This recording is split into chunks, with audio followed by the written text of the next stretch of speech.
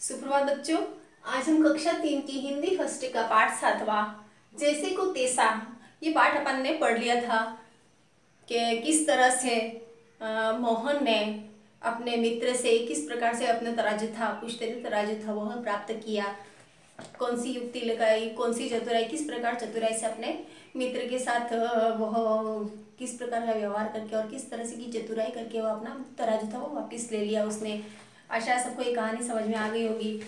अब इसके प्रश्नोत्तर देख लेते हैं। प्रश्नोत्तर से पहले अपन शब्दार्थ पढ़ लेते हैं। शब्दार्थ कौन कौन से हैं इसमें देख लीजिए। शब्दार्थ में पुश्तैनी। पुश्तैनी का अर्थ होता है पीढ़ियों से चला आ रहा।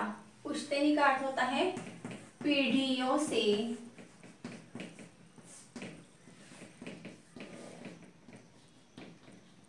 चला आ रहा। पीढ़ियों से अर्थात अपने पूर्वजों के पास भी यही चीज थी, उनके पूर्वजों के पास भी यही चीज थी कि वही अपने पास आ रही है, तो उसको पुश्तैनी बोलते हैं। अमानत। अमानत का अर्थ होता है कोई चीज है वो संभाल के रखना, उसको अमानत बोलते हैं। संभाल कर रखी जाने वाली वस्तु, संभाल कर रखी जाने वाली वस्तु। संभाल कर रखी जाने वाली वस्तु को क्या बोलते हैं? अमानत।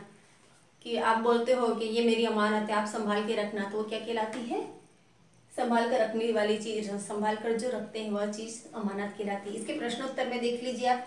पहले तो होते हैं बोल करके, तो मौखिक प्रश्न है वो भी आपको कॉपी में उतारने हैं। जो भी मैं आपके बुक के पेज भेजूंगी पीडीएफ में, तो वो तो आपको किस में उतारना है? नोटबुक में उतारने हैं। और जो बुक के पेज भेजूंगी वो आपको बुक एक्टिविटी में आपको करने हैं। तो इसमें अभ्यास कार्य में पहला है बोलकर। तो इसमें पहला प्रश्न है इसका क। दोनों दोस्तों के क्या नाम थे? तो दोनों दोस्तों के क्या नाम थे? मोहन और सोहन। मोहन ने अपने दोस्त सोहन से इनके पास से तराजू क्यों रखा था? तो मोहन था वह कहाँ जा रहा था? शहर जा रहा था, इसलिए अपना कीमती तराजू था वह सोहन के पास रखा था।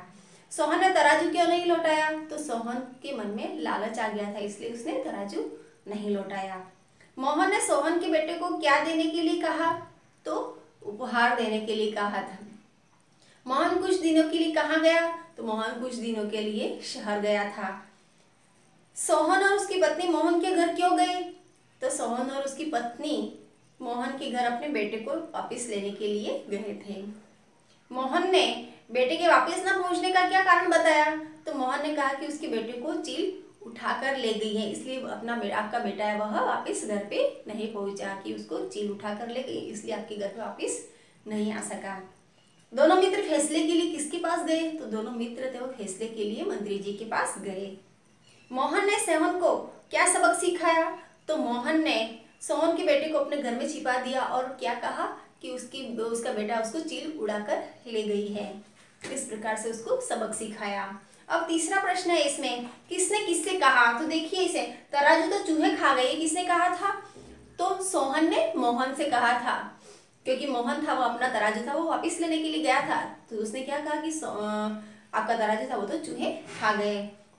क्यों मजाक करते हो? ये किसने कहा? क्यों मजाक करते हो मित्र? ये किसने कहा था? मोहन ने सोहन से कहा था।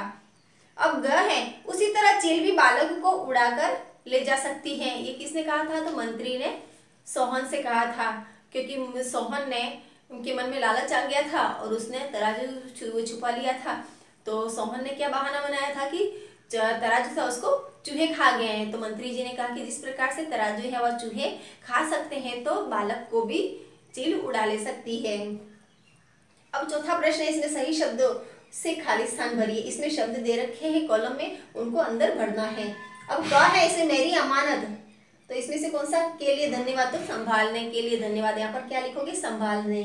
ख है मैं तुम्हारे लिए उपहार लाया था, तो क्या भरोगे? उपहार। इसी तरह गम है मेरी पुश्तैनी तराजू तुम अपने पास सुरक्षित रख लो, तो यहाँ पे पुश्तैनी आएगा और यहाँ पे सुरक्षित आएगा। अब घ है तुम्हें मेरी बात पर विश्वास नहीं तो क्या आएगा, विश्वास आएगा। अब पांचवा है सही उत्तर चुनकर सही का निशान लगाना है, टिक लगाना है। मेरे मन में आ गया था तो क्या आ गया था, लालच आ गया था। सोने का तराजू था, कैसा था, तो पुश्तैनी था। बालक को कौन उठा कर ले गया था, तो बालक को चील उठा कर ले गई थी। अब जीवन मूल्य से संबंधित प्रश्न में यदि आप जानते हैं कि आपका मित्र किसी बात से आप पर झूठ बोल रहा था, तब आप क्या करेंगे, तो इसमें पहला है उससे झूठ बोलने का कारण पूछेंगे, तो हाँ उससे कारण पूछेंगे। आप भी उससे झूठ ही बोलेंगे, तो ये तो आप पर निर्भर करता है कि आप झूठ बोलते हैं या उससे क्या प्रतिक्रिया करते हैं आप। अब इसमें झूठे मित्र से मित्रता तोड़ देंगे, तो ये भी आप पर निर्भर करता है कि आप क्या करोगे, उससे मित्रता तोड़ दोगे या फिर उसे समझाओगे। उसे समझाएंगे कि झूठ बोलना गलत है, तो हाँ उसे समझाएंगे कि झूठ बोलना गलत है। अब भाषा से संबंधित प्रश्न में दिए गए शब्दों का वर्ण विच्छेद कीजिए। अब वर्ण विच्छेद करना है तो कौन कौन से शब्द दे रखे, देखो कीमती, कीमती और विश्वास। वर्ण विच्छेद आपने पहली कक्षा से सीख ली होंगी, फिर भी अब देख लीजिए एक बार। नाटक, तराजू और मनुष्य, इसका वर्ण विच्छेद करना। तो कीमती का वर्ण विच्छेद क्या होगा, क आधा, छोटी की मात्रा बड़ी की मात्रा, तो बड़ी की मात्रा है इसमें, म आधा, अ जुड़ा हुआ है इसमें, त के बड़ी की मात्रा। इसी तरह विश्वास में व आधा और छोटी ई की मात्रा है इसमें। श से षडजम वाला श आधा, व आधा और आ आधा होता है उसके, यानी कि स्वर रहित होता है। विश्वास स आधा और अ। इसी तरह नाटक में न आ ट आ क अ। नाटक, ये नीचे ऐसा निशान लगाया है वह स्वर रहित है, यानी कि इसमें स्वर जुड़ा हुआ नहीं है, इसलिए नीचे ऐसी लाइन आती है। तराजू में त अ, रा तो र और आ, रा बना, और ज के ज और बड़े ऊ की मात्रा तो जू बना। इसी तरह मनुष्य में म अ न उ, छोटा ऊ है तो श से षटकोण वाला श, य और अ। इस तरह मनुष्य बना। तो ये वर्ण विच्छेद हो गए। अब दूसरे में है विलोम शब्द लिखिए। विलोम शब्द में देखिए मित्र का विलोम शब्द क्या होगा, मित्र का क्या होता है, शत्रु होता है। मित्र का क्या होता है, शत्रु। इस तरह विश्वास का अविश्वास,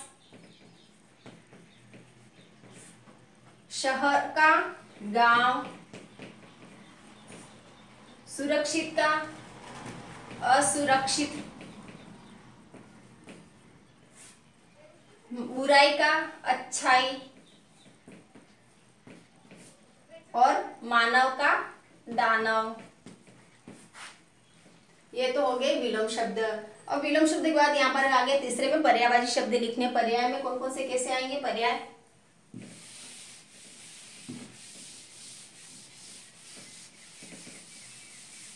कौन किससे किससे पर किसके पर्यायवाची शब्द लिखने, बेटा,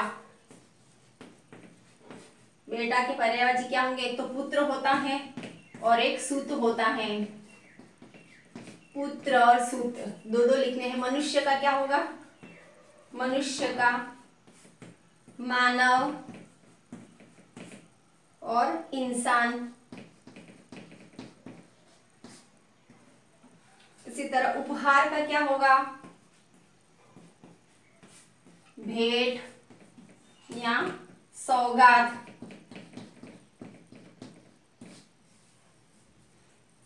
अब सौगात भी बोलते, तोहफा भी बोलते हैं।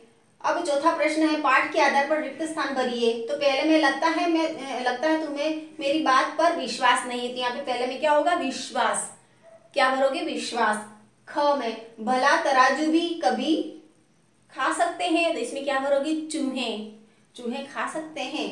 तुम अपने बेटे को मेरे साथ भेज दो। तो इसमें क्या भरोगे, बेटे। बुराई का फल हमेशा बुरा ही होता है, तो यहाँ पे बुराई भरोगे। मेरे मन में लालच आ गया था, तो यहाँ पे लालच भरना है। पहले में विश्वास, दूसरे में चूहे, तीसरे में बेटे, चौथे में बुराई और पांचवे में लालच। अब ये एक्टिविटी है क्रियाकलाप। इसमें देखिए ये भिन्न भिन्न प्रकार के तराजू है, तो इसको कहाँ कहाँ पे अपने को देखने मिलते हैं। तो आप देखोगे कि ये तराजू है वो कहाँ पे देखने को मिलता है अपने को, सुनार की दुकान पे आप देखते हो तो ये देखने को मिलता है। इसी तरह ये दुकानों में मिलते हैं, और ये कहाँ पे मिलते हैं, मंडियों में, जहाँ पे बहुत सारी चीजें तोलने के लिए रखी जाती है। तो मंडियों में ये देखने को मिलता है, जहाँ अनाज वगैरह वगैरह तोले जाते हैं वहाँ पे। यहाँ पे थोड़ा सा कम सामान यानी कि सब्जी भी तोली जा सकती है इसमें, और राशन की दुकानों पे भी अपने को मिलते हैं, छोटी मोटी राशनों की दुकानों पे। ये कहाँ पे मिलते हैं, सुनार की दुकान पे, सोने चांदी का जो कार्य करते हैं वहाँ पे ये तराजू देखने को मिलते हैं। तो ये आप लिख सकते हो कहाँ कहाँ पे ये देखने को मिलते तराजू, ये आपको ध्यान रहना चाहिए। अब दूसरा है, इसमें चित्रकथा को नाटक बना करती है, अपने स्कूल खुलेगी तभी संभव है। दोनों प्रश्न पीछे के। धन्यवाद। इसके प्रश्न उत्तर आपको सबको इसकी पीडीएफ मिल जाएगी। जो समझ में नहीं आएगा उसको पीडीएफ की सहायता से आप देख सकते हैं।